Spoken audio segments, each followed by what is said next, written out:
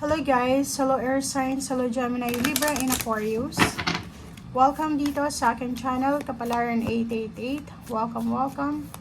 Alamin natin kung anong messages, vibration, gabay energy para sa inyong lahat.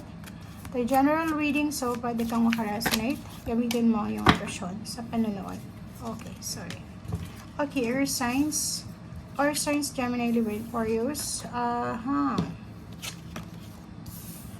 Okay, so ito yung mga messages sa'yo.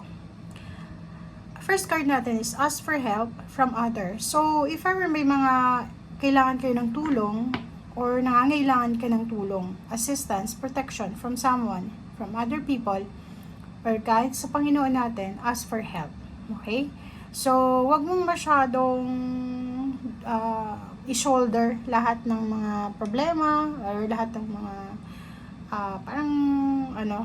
iniisip mo parang gano'n. So, make sure na humingi ka ng tulong or guidance sa ating Panginoon, sa ating universe. Okay? Within the next few weeks, darating yung hinihintay mo. So, it's either end of November or pwedeng December, end of December. So, nakikita natin dito na meron posibleng hinihintay ka na darating siya. Okay? Listen to your intuition. Makinig ka sa intuition mo. And it's up to you daw. Nasa iyo yan kung ano yung gusto mong gawin sa buhay mo. Nasa iyo yung decision making.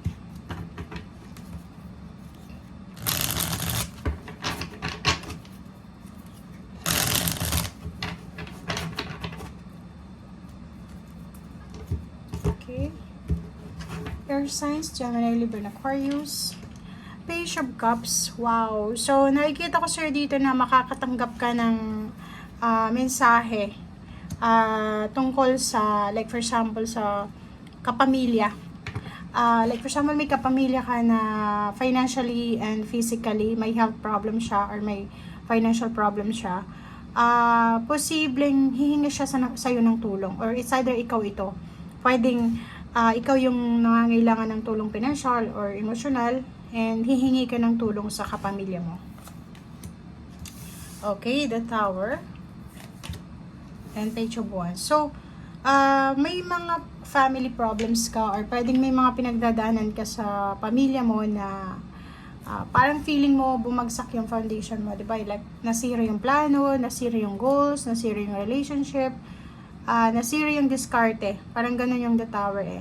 So, yung Page of Wands, sinasabi na in the near future or within the next few weeks, makaka-recover ka dyan sa kung anong kailangan mo or sa kung anong nasira sa'yo or kung anong mga burdens na meron ka. So, 9 of Wands, nakikita ko siya dito, napaka-workaholic mo. Pagod na pagod ka eh. Pwedeng sa araw na ito, makakaranas ka ng sobrang exhaustion, parang exhausted ka and drain yung energy mo, parang pagod na pagod ka, gutom na gutom, antok na antok ka, parang ganun. So, nakikita ko sure dyan kasi pwedeng nag-iisip ka ng solusyon sa pinoproblema mo, parang ganun. Okay? 7 of Wands, may kailangan proteksyonan, may kailangan kang ayusin, parang ganun. Emotionally, parang nakikita ko siya dito na nasasaktan ka siguro. Kasi parang yun nga, yung iba, feeling ng ibang air signs, Gemini, Libra, and Aquarius, nag-iisa lang sila. Yung parang feeling nila na walang tumutulong sa kanila. And yung 7 of Wands na to is, nakikita ko na sobrang defensive mo. Yung defensive ka eh, parang ayaw mong masaktan. Ayaw mong umiyak. Ayaw mong madihado, parang gano'n. So, the Hermit, nakikita ko sa'yo dito na nangangailangan ka ng pahinga. Kita mo naman yung 9 of Wands, diba? Pagod na pagod ka.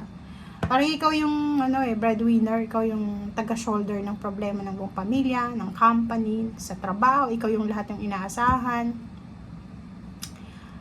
Hindi ka pwedeng mag-absent, hindi ka pwedeng mag-file ng leave kasi ikaw yung inaasahan. So, eto siya, itong The Hermit, sinasabi sa'yo na kailangan mong magpahinga. Okay? Mag-isip, magpahinga. King of Cups. Oh. So, may incoming relationship recovery. Parang may incoming celebration May pwedeng yung iba sa inyo dyan, may hinahanda or inihahandang celebration ng family.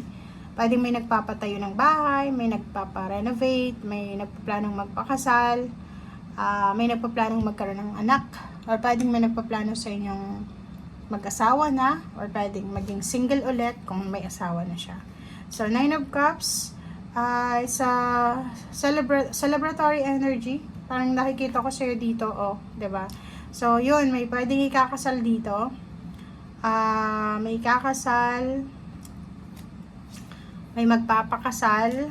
Happy moments to eh, 'di ba? So, marami kang isa-celebrate sa pamilya. Hindi lang sa araw na ito, it's either December. November, December, or next year. Nakikita ko yung kasal, engagement, reunion, Christmas, New Year's occasion to, New Year's celebration, parang ganyan. Comment down below, guys. Okay, and next is 3 of Wheels. And the Star, wow. So, nakikita natin yung collaboration dito. So, may mga wish ka, may wini-wish ka, like partnership to, kasal, yun. Yung dream wedding mo, dream business, or dream partnership, or dream, ano ba to? Comment down below. Kasi may pangarap ka dito eh. Pangarap mong mapangasawa si ganyan ganito, maikasal sa kanya.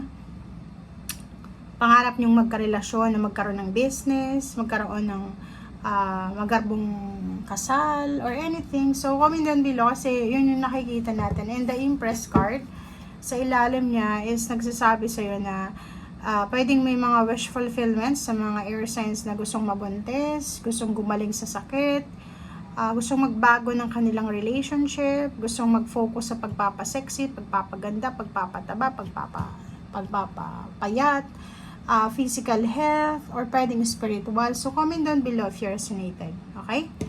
And, kung nakikita mo dito yung 3 of Wheels,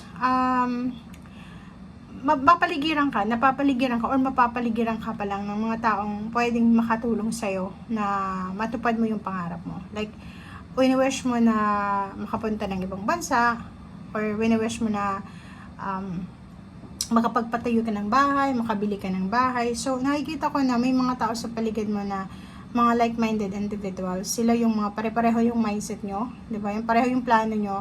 And kung makikita nyo dito, matutupad yung pangarap mo sa emotional, sa financial, and sa physical. Okay? So, nakikita ko yung sobrang kalmado, peaceful, na bagong taon sa'yo, or pwedeng next year ito kasi nasa ilalim na siya eh. Okay? So, kung ano man tong pinagdadaanan mo sa ngayon, may recovery na naghihintay sa'yo. So, huwag kang panghinaan ng loob.